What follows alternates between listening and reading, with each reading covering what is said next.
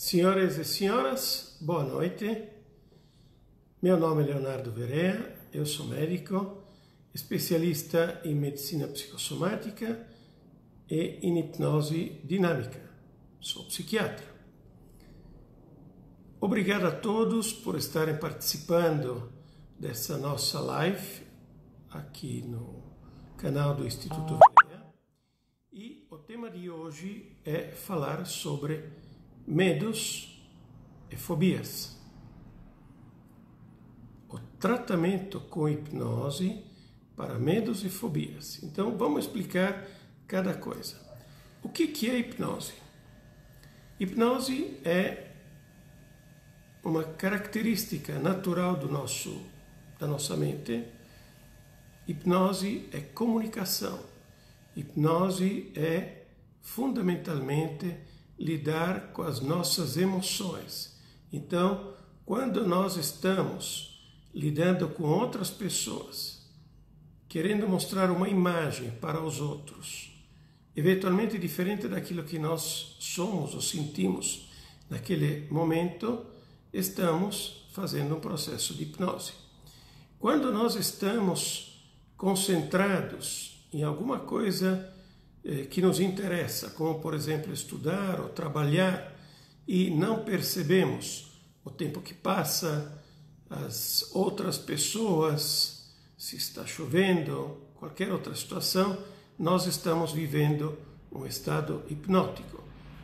Na verdade, nós estamos vivendo um estado auto-hipnótico, ou seja, a hipnose é a capacidade de nos levar a viver emoções, a capacidade de produzir um estado alterado de consciência para que a gente possa entrar em contato com a parte emocional da nossa mente. O que é essa parte emocional? A nossa mente funciona de duas maneiras. Uma forma consciente, lógica, racional. Eu estou aqui falando com vocês, tentando dar um sentido lógico a tudo aquilo que eu vou falar, e a nossa parte emocional inconsciente. Então, eu não tenho controle sobre a minha respiração, sobre a minha pulsação, sobre a minha gestualidade. Isso é o meu inconsciente. Eu não tenho controle sobre muitas situações que acontecem ao meu redor. Então, isto é a parte inconsciente. Através da hipnose, eu consigo lidar com a parte inconsciente da mente dos meus pacientes e ajudá-los a vivenciar situações, a resgatar imagens, memórias e poder ter uma melhor qualidade de vida passando por um processo de autoanálise, de crescimento, de evolução e de amadurecimento. Então, na realidade, hipnose não é domínio. Eu não posso hipnotizar alguém que não queira ser hipnotizado, e esse querer ou não querer ser hipnotizado é inconsciente. Não adianta a pessoa falar que quer ser hipnotizado, mas inconscientemente ela não quer. Então, eu preciso que a pessoa esteja em sintonia com aquilo que vai acontecer, tanto do ponto de vista consciente como inconsciente. Muito bom. Então, nós utilizamos a hipnose para a solução de vários problemas. Por exemplo, o medo e as fobias. Então, vamos entender o que é o medo e o que são as fobias. Para isso, nós precisamos entender, em primeiro lugar, como acontecem as situações nesse sentido. Tudo começa com a falta de alguma informação que se processa ao longo da vida, ou seja, que não se processa. Se essa falta de conhecimento, de estrutura, de informação não é resolvida, ela evolui para uma sensação de insegurança. Se essa insegurança, por sua vez, não é resolvida, a partir daí evolui para uma sensação de medo. Se esse medo, por sua vez, não é resolvido e superado, evolui para uma situação de fobia. que por sua vez evolui para uma sensação de depressão, que pode ser vista como várias sensações de impotência, de desestima, e que por sua vez evolui para uma sensação de pânico, que pode ser vista como uma sensação de morte, de totalmente insegurança. Voltando a nós, a falta de alguma situação gera uma insegurança. Essa insegurança, por sua vez, nos gera tensão. Essa tensão nos gera ansiedade. Tudo isso se junta em uma situação do medo. Por outro lado, o medo pode ser positivo como negativo. Então, o medo positivo é porque ela é uma emoção saudável. Imagine se eu não tivesse medo e quisesse ver como fica meu carro em uma estrada de montanha e eu não quero frear nas curvas. Então, o medo é uma sensação saudável que faz com que eu possa tomar medidas que possam me prevenir. Então, o medo é uma válvula de segurança que me previne e me protege contra possíveis ameaças. No mesmo tempo, o medo pode ser algo negativo, no sentido de perturbar os meus sentidos, distorcer a realidade, as coisas que acontecem ao meu redor, enfatizando elas demais, limitando a minha vida e me levando a exagerar todas as situações. A consequência de tudo isso é diminuir a minha autoestima, não me respeitar, não me gostar, não me valorizar e degringolar a minha vida cada vez mais.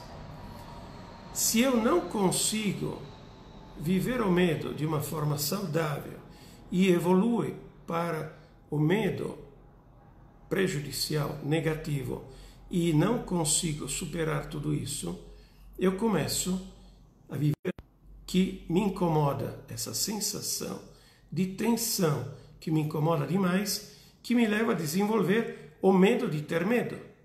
Então eu começo a ter medo de eu vir a desenvolver um medo. Então é um medo antecipatório e evolui para uma fobia.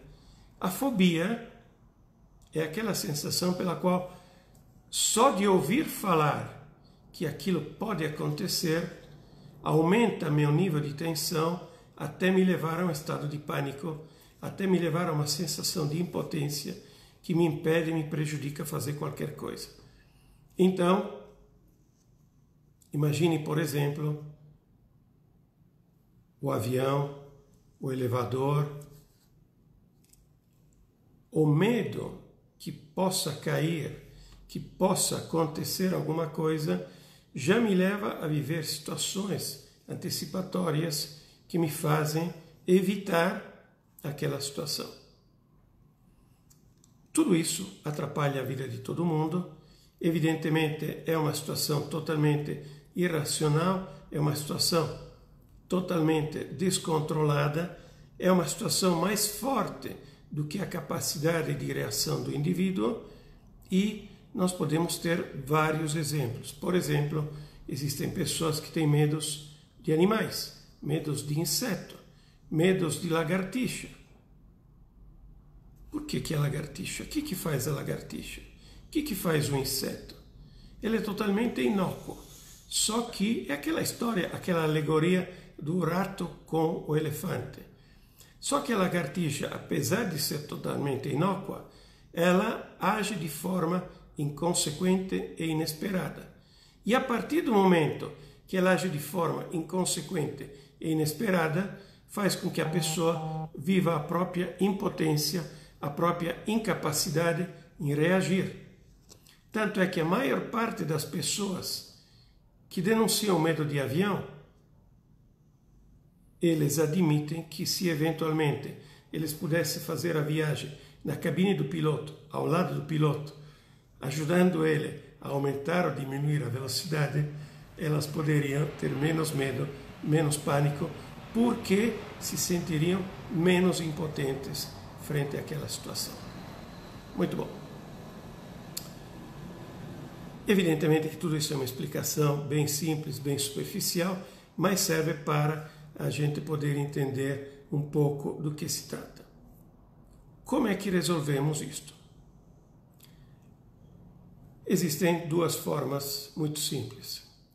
Existe a forma farmacológica, então utilizando remédios que controlam a ansiedade das pessoas, utilizando remédios que controlam, evidentemente, alterações na transmissão dos neurotransmissores, que ajudam as pessoas a afinar as cordas do violão que está desafinado, e existem tratamentos, abordagens terapêuticas que ajudam as pessoas a lidar, aprender a lidar com essas situações descontroláveis e prejudicial de uma forma saudável.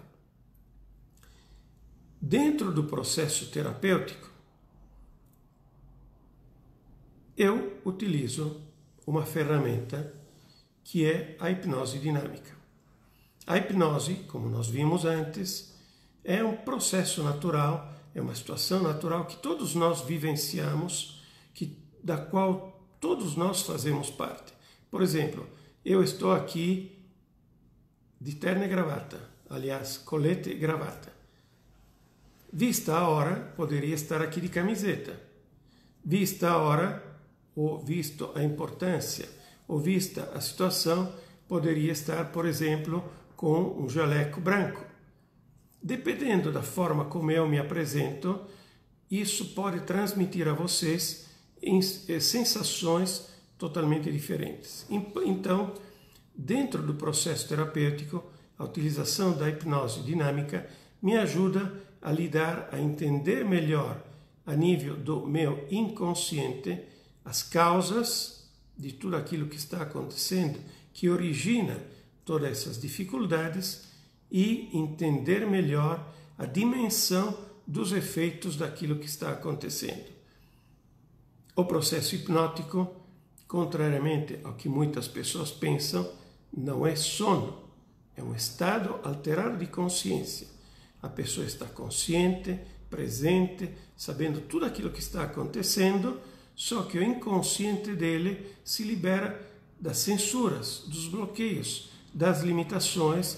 Então ela consegue pôr para fora a essência dos seus sentidos e das suas emoções, ajudando tanto o médico como o paciente a resgatar alguma coisa que não ficou bem definida ao longo da vida dele. E dessa forma, melhorando a autoestima, adquirindo maior segurança, maior autoconfiança, nós conseguimos ajudar o paciente a melhorar a sua qualidade de vida. Ao longo da semana, nós passamos algumas mensagens sobre essa live, pedindo para vocês nos ajudar com perguntas. Então, selecionei aqui 4 perguntas que são interessantes nesse sentido. Não consigo viajar, andar de avião, ficar em um lugar fechado. É simplesmente horrível. Meus medos estão aumentando cada vez mais. Muitas pessoas acham que é algo místico, magia, e tendem a não acreditar. Eu tenho um problema que nem sei falar, meu coração vai sair para fora, me dá uma vontade de sair correndo, não consigo conversar com as pessoas, não consigo andar de ônibus, eu fico desesperada.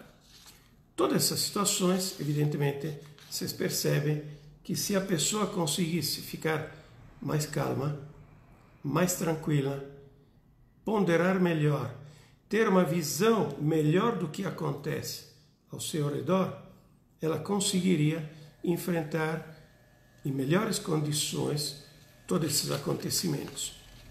Então, vocês percebem como o tratamento terapêutico, a ajuda terapêutica, lidando com as causas e com os efeitos, ajuda as pessoas a se entenderem, Ajuda as pessoas, por exemplo, a desmistificar tudo aquilo que acontece ao longo da vida dela, para conseguir ter uma visão real e otimista daquilo que nos acontece.